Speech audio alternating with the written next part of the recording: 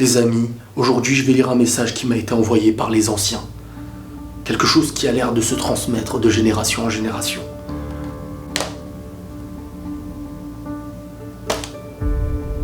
Je commence la lecture.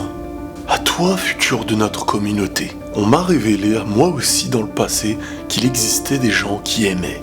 Comment ça, des gens qui aimaient? Attends, j'ai pas fini.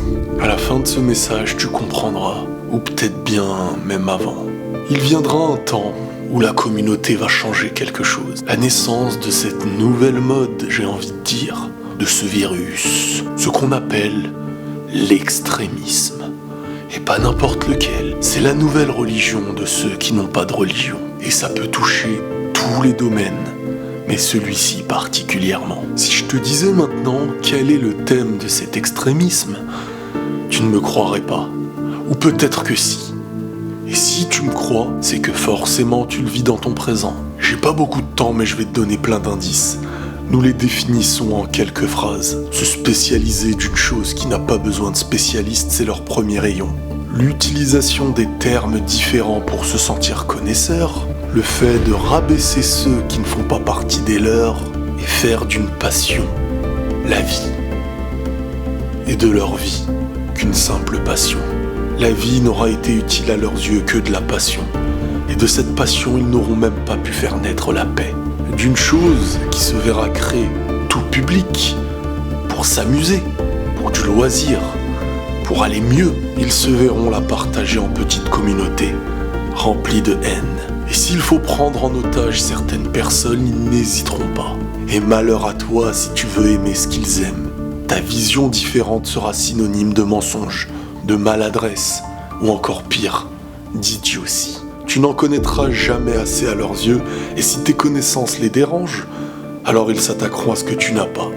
Le physique, la famille, ta manière de parler. Et si tout est en accord chez toi, eh ben sache qu'ils trouveront des choses qui n'existent pas encore en mon temps. Ne partage pas ton sourire avec eux, car ils sortiront les poignards. Tu seras persécuté, recherché. Certains te souhaiteront la mort, oui. Mais pourquoi? Et là, je suis sûr que tu te demandes pourquoi. En ayant perdu la foi du cœur, ils chercheront à le combler par les mauvais moyens. Allez, un peu d'histoire maintenant. C'est dans les années 2000 que les premiers spécimens sont apparus. Et encore un petit peu jeunes qu'ils n'auront pas encore d'incidence sur le temps. Rappelle-toi bien qu'avant eux, les choses existaient.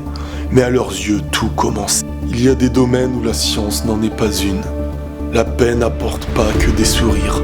La paix ennuie les hommes. Offre-leur quelques années de tranquillité, qu'ils se feront la guerre même pour des jouets. C'est ce qu'on appelle aujourd'hui des enfants gâtés.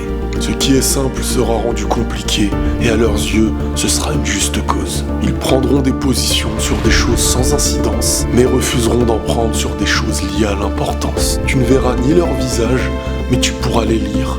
Au fond, ils sont tellement faibles que leur niveau n'est pas évalué, tellement capricieux qu'ils voudront te faire croire qu'ils ont du caractère. Le désaccord leur fera croire qu'ils ont raison, mais au final, ils te suivront.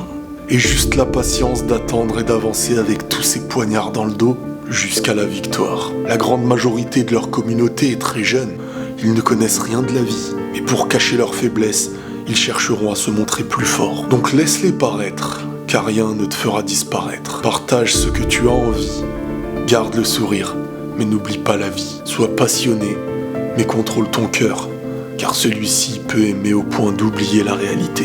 Mon message se termine ici. À toi d'écrire le tien. Je n'ai plus beaucoup de temps, mais je vais te donner le nom de cette espèce. On les appelle les extrémistes du manga.